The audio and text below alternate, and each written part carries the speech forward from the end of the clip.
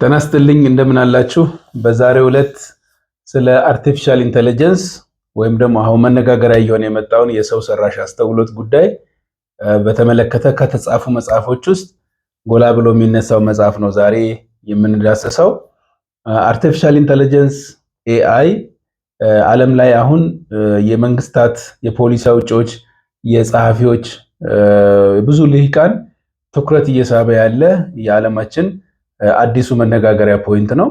በዚህ መሰረት ኤአይን በሚመለከት ከተጻፉ ጽሁፎች መካከል ለዛሬ የመረጥኩላችሁ ጄነሲስ አርቲፊሻል ኢንተለጀንስ ሆፕ ኤንድ ሂውማን ስፒሪት በሚል ርዕስ የተጻፈው መጽሐፍ ይሆናል።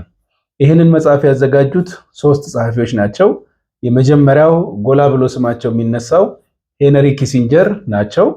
ሄነሪ ኪሲንጀር በዓለም ላይ በዓለም አቀፍ ግንኙነት እና ፖለቲክስ ውስጥ ጎላ ብሎ ስማቸው የሚነሳ ዲፕሎማት ናቸው። የአሜሪካ ዲፕሎማት ናቸው። እንደዚሁም ከዛም ባለፈ ደግሞ በአሜሪካ በ1970ዎቹ በሪቻርድ ኒክሰን ዘመን የፕሬዝዳንትነት ዘመን በሴኩሪቲ ኃላፊነት ያገለገሉ ሰው ናቸው። አሜሪካንና ቻይናን በማገናኘት ረገድ በተለይም በ1972 ዓመተ ምህረት ፈር የቀደዱ ሰው ናቸው። እንደዚሁም ደግሞ ሪቻርድ ኒክሰን በአሜሪካ የቪየትናም ጦርነት ወቅት ያን ጦርነት ለማብቃት በነበረው ጥረት ማለት ነው። ቪየትናም ጦርነት ላይ አሜሪካ እንደምታውቁት ሽንፈት ደርሶባታል። ያን ጊዜ ይሄ በሰላም ስምምነት እንዲያበቃ በማድረግ ረገድ እሳቸው የተጫወቱት ሮል አለ። ያንንም አስመልክቶ ነው እንግዲህ የዓለም የሰላም ኖቤል ሽልማትም ጭምር ኮንትሮቨርሻል በሆነ መንገድም እንደዚሁ ይነሳል። ይሄ አሸናፊ ሆነዋል። በዕለቱም ሳይገኙ ነው በሌላ በተወካያቸው አማካኝነት የተረከቡት ማለት ነው። በአጠቃላይ መልኩ ይህን ከወሰድነው ሪቻርድ ኒክሰን ዘመን ያገለገሉ ከዛ በኋላ በነበሩ የአሜሪካ መንግስታትም ዘመን ያገለገሉ ጉምቱ ዲፕሎማት በዚህ አሁን ዛሬ በመጠቀስነው መጽሐፍ ውስጥ በጸሐፊነት አገልግሏል። ሄነሪ ኪሲንጀር ማለት ነው። ሌሎች አብረዋቸው የጻፉ ኮኦተሮችን በሚመለከት አንዱ በመጽሐፍ ውስጥ የምናገኘው ጸሐፊ ክሬግ ሙንዴ ነው። ክሬግ ሙንዴ በአሜሪካ የቴክኖሎጂ አድቫይዘርነት የሰራ ታዋቂ ጸሐፊ ነው። እሱም በሶስተኛ ደረጃ የጎግል ሲኢኦ ሆኖ ከ2001 እስከ 2011 ለ10 ዓመታት ያክል የጎግል ኩባንያ ዋና ስራ አስፈጻሚ ሆኖ ያገለገለው ኤሪክ ሼሚት እንደዚሁ በዚህ መጽሐፍ ውስጥ እንደ ኮኦተር ሆኖ ያገለገለ ነው። እሱም እንደዚሁ በአሜሪካ ውስጥ በአድቫይዘርነት የአሜሪካ መንግስት አማካሪነት ያገለገሉ ሰዎች ናቸው። በአጠቃላይ እንደይህም ከወሰዳችሁ በዚህ መጽሐፍ ውስጥ የምናያቸው ጸሐፊዎች እጅግ ጉምቱ የሚባሉ የአሜሪካንና ዓለም አቀፍ የሆነውን ፖለቲካና የቴክኖሎጂ እድገት የሚረዱ እውቅ ጸሐፊዎች ሆነው እናገኛቸዋለን። በዚህ መሰረት ዛሬ የመረጥነው ጄነሲስ በሚል ርዕስ የተዘጋጀው ስለ አርቲፊሻል ኢንተለጀንስ ከሚጠቀሱ መጽሐፎች ውስጥ ጎላ ብሎ የምናየው መጽሐፍ ምን ምን ይዘቶችን ይዟል የሚለውን እናነሳለን ማለት ነው። እንግዲህ ይሄ መጽሐፍ በጸሐፊዎቹ አገላለጽ መጽሐፍ ብቻ አይደለም፣ ኢትስ ኤ ኮል ቱ አክሽን። በሰው ሰራሽ አስተውሎት ወይም ኤአይ ላይ ዓለም አቀፍ ትብብር ያስፈልጋል። ሂውማኒቲን መገንዘብ፣ ወደፊት ማምጣት ያስፈልጋል። ኤአይ ብዙ ተያያዥ ጥያቄዎችን እንድናነሳ እያደረገን ነው። ለምሳሌ ስለ ሞራሊቲ፣ ስለ ፈጠራ፣ ስለ ሰው ኮንሽስነስ መሳሰሉ ጥያቄዎች እንድናነሳ እያደረገን ነው። የኤአይ ፍጥነት በዚህ ከቀጠለ የሰው ልጅ ከሚገጥሙት ፈተናዎች መካከል አንዱ የፈጠራ ማጣት፣ ዲሲፕሊን፣ ሞራሊቲ የምንላቸው ነገሮች እንደዚሁም ደግሞ ስለ ፓወር ያለን ግንዛቤም እየተዛባ ይመጣል ብሎ ቻሌንጅ የሚያደርግ መጽሐፍ ነው። ስለዚህ በመጽሐፍነት ብቻ ሳይሆን የሚታየው እንደ ኮል ቱ አክሽን የሚወሰድ መጽሐፍ ተደርጎ ነው የሚወሰደው ብለው ነው የሚያነሱት ማለት ነው። ሌላው ስለ ጂኦፖለቲክስ፣ ስለ ጋቨርናንስ፣ ስለ ሴኩሪቲ ካሰብን ይሄ መጽሐፍ እጅግ ጠቃሚ ሆኖ እናገኘዋለን ማለት ነው። ይህን ካነሳን እንግዲህ በዚህ መጽሐፍ ውስጥ የተካተቱ ዋና ዋና ነገሮች ምንድን ናቸው የሚለውን ወደ መዳሰሱ እንመጣለን ማለት ነው። የመጀመሪያው በዚህ መጽሐፍ ውስጥ የምናገኘው ቻፕተር ስለ ኢንተለጀንስ ራሱ ስለ አስተውሎት ስለምንለው ጉዳይ እንድንጠይቅ የሚያደርግና በዚህ ውስጥ ኤአይ ወይም አርቲፊሻል ኢንተለጀንስ ይዞት የመጣው ነገር ምንድን ነው የሚለውን የሚዳስስ ነው ማለት ነው። የሰው ልጅ ብዙ ፈጠራዎችን ለዓለም አስተዋውቋል። ትራንስፖርቴሽንን አዘምኗል።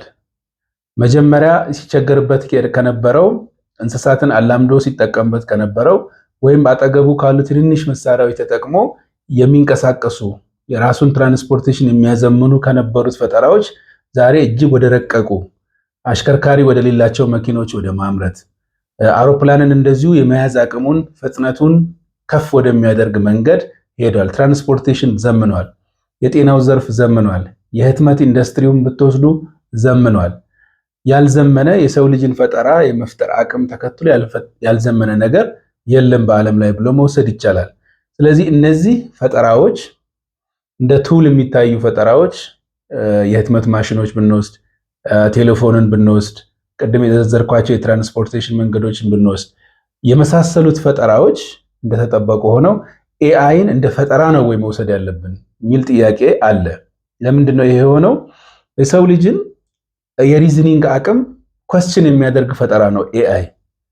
የሰው ልጅን ስራ ተክቶ ሊሰራ የሚችል አይነት አስተውሎት እየተላበሰ የመጣ ማሽንን እንዲማር በማድረግ እንዲሰለጥንን በማድረግ በምንሰጠው መረጃ ተጠቅሞ ያን ዳታ አናላይዝ አድርጎ በከፍተኛ ፍጥነት የሚያመጣ ስለሆነ ምን ብለው ይጠይቃሉ ጸሐፊዎቹ?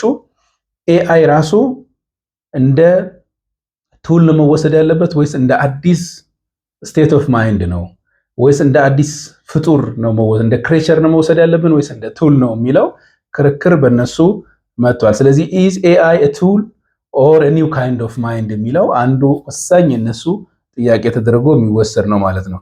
ስለዚህ ሰው ልጅ ምንድን ነው እየፈጠረ ወይም ምንን ለማምጣት ነው እየሞከረ ያለው የሚለው ጥያቄ እናገኛለን። ለምሳሌ በምሳሌ እናስረዳ። ይሄን ኤአይ ጂፒቲ ፎርም በመጠቀም ለምሳሌ ግጥም ይገጥማል። የምንፈልገውን ሀሳብ ሰጠነው ግጥሞች ስለ አንድ ሰው ከወሰድን ያ ሰው ባህሪው፣ ጸባዩ፣ ምኑ ምንድነው የሚለውን በደንብ ከነገርነው በኋላ የምንፈልገውን ግጥም ገጥሞ ይሰጠናል። ይህ አንድ ነገር ነው። የተወሳሰቡ ሂሳባዊ ቀመሮችን ኤአይን ተጠቅመን በከፍተኛ ፍጥነት ሰርቶ ይሰጠናል። ኮንቨርሴሽንን የምንፈልገውን ኮንቨርሴሽን ኤአይን በመጠቀም እናገኛለን። ቋንቋ ለመማር ብንፈልግ ዛሬ ያለ ሰው ልጅ እርዳታ ኤአይን ተጠቅመን የምንፈልገውን ቋንቋ መማር እንችላለን። የምንፈልገውን የሕክምና እርዳታ ኤአይን ተጠቅመን እናገኛለን። ይሄ ነገር እንደምንድን ነው መወሰድ ያለበት፣ እንደምንድን ነው ሊታይ የሚገባው የሚለው ጥያቄያቸው ከሁሉም ጎላ ብሎ እናያለን ማለት ነው። ስለዚህ አርቲፊሻል ኢንተለጀንስ እጅግ የሰው ልጅን የኢንተለጀንስ አቅም እየፈተነ ያለ ፈጠራ ነው የሚለው በመጀመሪያው ቻፕተር የምናገኘው ነው ማለት ነው። በሁለተኛው ቻፕተር መጽሐፉ ሊያነሳ የሞከረው ስለ ሂማን ስፒሪት ነው።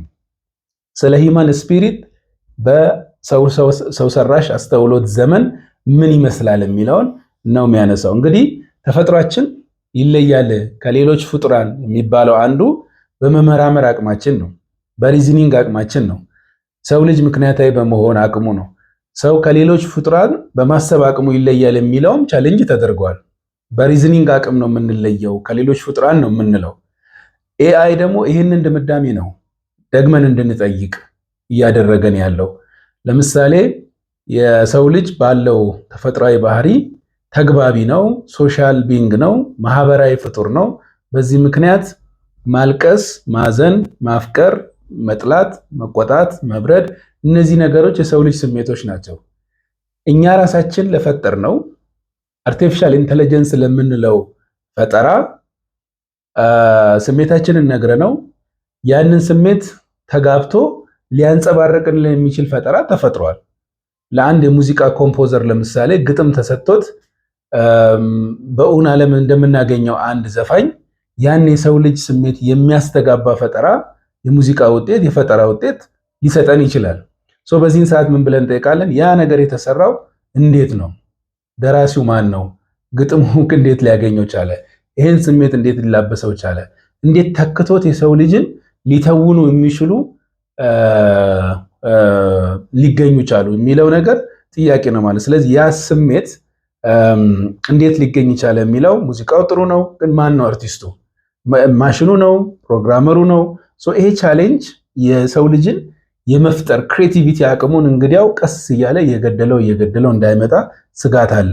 የሰው ልጅን የኦተርሺፕ አቅም የመመርመር የመድረስ የመጻፍ አቅምን ቻሌንጅ እያደረገው ይመጣል ብሎ ያስባል ማለት። ስለዚህ አንድ የፈጠራ ውጤት ከብዙ ጊዜ ደራሲዎቹ ከነፍስያዬ የሚመነጭ ነው ወይም ከጥልቅ ስሜት የሚመነጭ ነው የሚሉት ነገር እንግዲያው በኤአይ እየተተካ ነው እየሄደ ያለው ማለት። ስለዚህ ሂውማን ስፒሪት ኢን ዘ ኤጅ ኦፍ ኤአይ እንዴት ቻሌንጅ እየተደረገ እንዳለ በሁለተኛው በደንብ አንስቷል ይሄ መጽሐፍ ማለት ነው። በሶስተኛ ደረጃ ስለ ፓወር ያለን ግንዛቤ ነው የተነሳው። በተለይ በዚህ ርዕስ ውስጥ ሄነሪ ኪሲንጀር እንግዲህ እንዳነሳ ነው እውቅ የፖለቲካና ዓለም አቀፍ ግንኙነት ሰው ናቸው። የእሳቸው ምሳቤ እዚህ ውስጥ ብዙ አለ። ስለ ፓወር ያለን ግንዛቤ እየተቀየረ ነው ያለው። ኤአይ ቀድሞ ትራዲሽናሊ ዓለም ላይ እንታወቅ የነበረውን የፓወር ዴፊኒሽን ቀይሮታል ነው። ዛሬ መረጃ ያለው ነው ጉልበታም የሚባለው። ዳታ የመያዝ አቅም ነው ጉልበት የሚፈጥረው። እነ ጎግል ለምሳሌ እነ ኦፕን ኤአይ እነ ባይዱ የቻይኒዝ ቨርዥን ማለት ነው። እነዚህ የሰርች ኢንጂኖቻቸው ናቸው። እነሱን ተጠቅሞ የምናገኘው የመረጃ አቅም ነው የሚወስነው። እነዚህ አሁን የጠቀስኳቸው ጎግልም ኦፕን ኤአይም እነ ባይዱም እንደ ኳዛይ ገቨርንመንታል መታየት የሚችሉ መረጃን በባለቤትነት የያዙ ጉልበት ያላቸው አካላት ወይም ጉልበት ያላቸው ሲስተምስ መሆን ጀምረዋል። ስለዚህ እንደ ሶቨርኒቲን ሉዓላዊነትን በዳታ ወይም መረጃ በመያዝ አቅም እንድንፈትሽ ያደርገናል። ያ ደግሞ ምንን ያመጣል? መረጃ የያዙት መንግስታት ጠባይ ይወስነዋል። ቻይና ለምሳሌ ሰርች በምናደርገው ነገር ራሷ በፈጠረቻቸው የማህበራዊ መገናኛ ብዙሃን ለምሳሌ እንደ ፋሻል ሪኮግኒሽንን በመውሰድ ወይም የሶሻል ክሬዲት ስክሮሊንጉን በመጠቀም ኤአይ ሴንትራላይዝ ለማድረግ አጠቃላይ የዜጎቻቸውን እንቅስቃሴ ሴንትራላይዝ ለማድረግ እየወሰደች እንዳለ እናያለን። እነ ኦፕን ኤአይ እነ ጎግልም ለምሳሌ እንደዚሁ ግሎባል ኢንፍሉዌንሳቸው ከፍ ያለ ነው። በዚህ ምክንያት አሜሪካን በቅርብ ለምሳሌ በጎግል ላይ የተፈጠረው ሁኔታ ቲክቶክን ደግሞ ከፕሬዚዳንት ትራምፕ መመረጥን ተከትሎ በዛ አካባቢ ቲክቶክን ኦን ከማድረግ ጋር በተያያዘ የነበረው ፍጥጫ ብትወስዱ የሚያሳየው ይሄ የሰው ሰራሽ አስተውሎት ዘመን የፓወር ባላንስን በሚመለከት ያለንን ቀደም ሲል የነበረ ትራዲሽናል እሳቤ በወታደራዊ አቅም በሌሎች ስለ ፓወር በነበረን ዲፊኔሽን ውስጥ የተካተቱ የጉልበት ወይም ፓወርን በሚመለከት ያሉ ትርጉሞችን ድጋሚ እንድንፈትሽ ያደረገን ያለ። በዚህም መሰረት ጉልበት ማለት መረጃ የመያዝ አቅም፣ ዳታ የያዘ አገር ጉልበት ያለው አገር እንደሆነ በፈጠራ ረገድ አርቲፊሻል ኢንተለጀንስ ሁሉን ነገር ገልብጠን እንድናየው እያደረገ መሆኑን የሚያመለክት ነው ማለት ነው። በሶስተኛ ደረጃ መታየት የሚገባው የጋቨርናንስ ጉዳይ ነው። እንግዲህ መረጃን የማስተዳደር አቅም ዲሞክራሲያዊ መንግስታት ራሳቸው ሬጉሌት የማድረግ አቅምን ስለመፍጠር ያስባሉ። ሬጉሌት ማድረግ ካልተቻለ፣ ዓለም አቀፍ ፍሬምወርኮችን መፍጠር ካልተቻለ ኤአይ አጥፊ የመሆን አቅሙ ከፍተኛ ነው። ይሄ ለምሳሌ የሚሰራጩ ፌክ ኒውስ ዲፕ ፌክን በሚመለከት ለምሳሌ አንዱ የኤአይ ውጤት ዲፕ ፌክ ነው። ዲፕ ፌክን በመጠቀም አንድ ሰው ፊቱን ድምፁን ወስዶ ልክ እሱን የሚመስል ቁጭ አድርጎ ብዙ የማዛባት መረጃዎችን አዛብቶ የሰው ልጅ የተዛባ ድምዳሜ እንዲይዝ የሚያደርጉ ስራዎችን መስራት ይቻላል። ይሄ በምርጫ ወቅት ብንወስድ በምርጫ ወቅት ጥቅም ላይ ይውላሉ። ዲፕ ፌክ ምርጫ ላይ የተወዳዳሪዎችን ፌስ ድምፅ በመውሰድ የተቀናቃኞቻቸውን ውጤት የሚያስቀይር አይነት ፈጠራዎች ሊሰሩ ይችላሉ። ይሄ በአሜሪካ ምርጫ ወቅት ጥቅም ላይ ውለዋል። በበርካታ የአፍሪካ ሀገራት ጥቅም ላይ ውለዋል። በአገራት ግንኙነት ሳይቀር ይህን ግንኙነት የሚያዛባ አይነት ጥቅም ላይ ውሏል። ስለዚህ ጋቨርናንስ መረጃውን የማስተዳደር በባለቤትነት እጅግ ወሳኝ እንደሆነ ከዚህ ተነስተን መመልከት ይቻላል። ስለዚህ የዲፕ ፌክ መስፋፋት አርቲፊሻል ኢንተለጀንስ እየወለደ ያለ ሌላ የሚያዛባ ሬጉሌት የማድረግ አቅም እስካልተገነባ ድረስ ለሰዎች ፈተና እየሆነ ያለ ነገር እንደሆነ በዚህኛው ቻፕተር በደንብ አንስቷል ማለት ነው። ሌላው እና የመጨረሻው ክፍል በዚህ መጽሐፍ የተዳሰሰው ስለ ተስፋው ኤአይን ተጠቅሞ የሰው ልጅ መዳረሻው የት ነው? እጅግ የሚገርም ፈጠራ ነው። ብዙ ስለ ክሬቲቪቲ፣ ስለ ኮንሽስነስ፣ ስለ ሰዎች ንቃተ ህሊና እንድንጠይቅ አድርጓል። ግን ደግሞ ኤአይ በራሱ በአግባቡ ከተጠቀምንበት ተስፋው ከፍ ያለ ነው የሚለውን አንስተዋል። ጉልበት እንዳለው አንስተዋል። ሰው ሊገጥመው ከሚችሉ ግሎባል ቻሌንጆችን እንደ ጤና ያሉ ዓለም አቀፍ ፓንዳሚኮችን ኤአይን በመጠቀም መመለስ ይቻላል። በቀላሉ ሰዎች ቶሎ መረጃ እንዲደርሳቸው ማድረግ ይቻላል። ኦፕቲማይዝ ማድረግ ከተቻለ የኤአይን ጥቅም ኦፕቲማይዝ ማድረግ ከተቻለ ሂውመን ሴንተርድ መሆን ከቻለ ሞራሊቲን መጠበቅ ከቻለ እንደዚሁም ደግሞ ኤአይ በአግባቡ ማኔጅ መደረግ የሚችልበት ሬጉላተሪ አቅም ሀገራት እየገነቡ ከመጡ ጠቀሜታው ከፍ ያለ ነው። የሚሊዮኖችን ህይወት ሴቭ ማድረግ የሚችል መረጃ በፍጥነት እንዲደርሳቸው ማድረግ የሚችል እጅግ ጥቅም ያለው ፈጠራ ነው የሚለውን ነገር አንስቷል ማለት። ስለዚህ በአጠቃላይ ከተወሰደ የጸሐፊዎቹ ድምዳሜ አንደኛ ስለ ኢንተለጀንስ ኩዌስችን ከማድረግ ጀመሩ። ሁለተኛ ኤአይን በመጠቀም የሰው ልጅ የደረሰበት ቻሌንጆች በደንብ ዘረዘሩ። በሶስተኛ ደረጃ ደግሞ ወደፊት ያለውን ተስፋ ነው ለማስቀመጥ የሞከሩት። ስለዚህ ይህን መጽሐፍ ብታነቡት እጅግ ጠቃሚ የሆነ ጠቃሚ መረጃ የምታገኙበት እንደዚሁም ደግሞ በአሁኑ ወቅት በዓለም ላይ መነጋገሪያ የሆነው ርዕሰ ጉዳይ ጠለቅ ወዳለ አንደርስታንዲንግ እንድንመጣ የሚያደርገን ተመራጭ መጽሐፍ ሆኖ አግኝቼዋለሁ በእኔ በኩል። እስካሁን ቪዲዮን ስለተከታተላችሁ መጽሐፉንም እንድታነቡት ሁላችሁንም እጋብዛችኋለሁ። እስካሁን ለነበረን ቆይታ እጅግ አመሰግናለሁ። በቀጣይ በሌሎች ርዕሰ ጉዳዮች እንገናኛለን። መልካም ጊዜ ይሆንላችሁ።